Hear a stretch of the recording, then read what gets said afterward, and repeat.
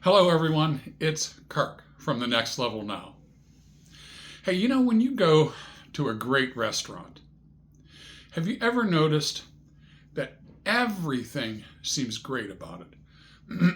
From the ambiance to how you're treated when you're in there, the quality of service you get from your waiter or waitress. The food itself is exquisite. You can't wait to come back. It builds a sense of, oh, I can't wait for more. And by doing that, you ensure yourself of repeat customers. They gave it their all. And that's the difference between a good restaurant and a great restaurant. And it's the same thing for us. We have to be committed to excellence in anything and everything that we do. If you want to be a success, if you want to be the GOAT, the greatest of all time, it's what we have to do on a regular daily basis. We have to want this. The way we have to want this is to want it like someone who has been underwater for 2.5 minutes and is still 30 feet from the surface. Man, you got to want it with a white hot passion. You've got to do everything in your power to get there. And it's that kind of effort, it's that kind of commitment that makes things outstanding. There's a great book by Michael Gerber called The E-Myth. And what he's talking about is the entrepreneurial myth. Everyone thinks that they can be an entrepreneur just because they have a great idea and they start. But you see, it's that commitment to excellence that makes the difference. And in this book, he relates a story about a traveling salesman who's in the Northwest, Oregon, Washington, somewhere up in there. And he's stopping. He's been referred to this hotel by other salesmen. And he goes in, and as he checks in, it's one of these hotels where you're not really staying in a big building. They're just little secluded cabins scattered throughout an area that they have that's within walking distance of the main hall, but they're kind of secluded. It's kind of quaint. And as he goes to check in, he's given a form to fill out, and they ask him things: where he's from, what's his favorite wine, what time does he usually like to eat dinner, what time does he usually like to be up, what kind of things does he like to read, is there a newspaper that's his favorite that he likes to read, just all kinds of interesting little questions. And he was a little puzzled by it, but he filled it all out. And he's being walked by the owner to where he is to stay. And he goes in, and the owner says, oh, by the way, I saw from your survey that you like to eat dinner around 5:30. So I've gone ahead and thought for you a little bit, and I put in a reservation for you at our dinner table so you'll have a table.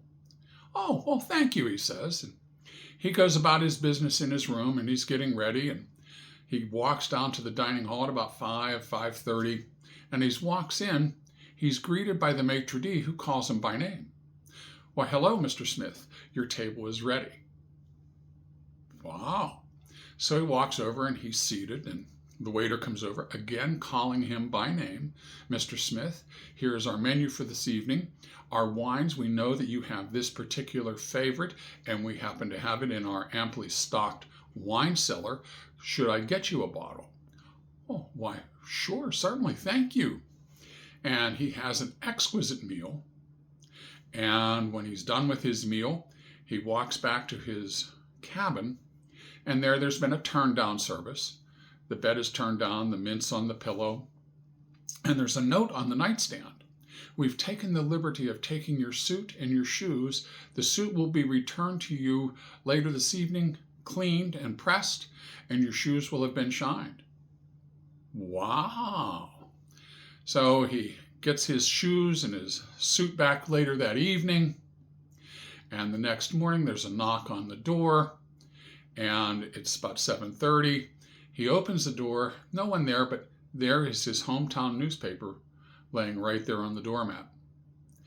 There's a note attached that he has been reserved a seat for his breakfast at the time that he had indicated he'd like to have his breakfast. You see, the owner of this hotel did just a couple of little things. He paid attention to what his customer likes and wants.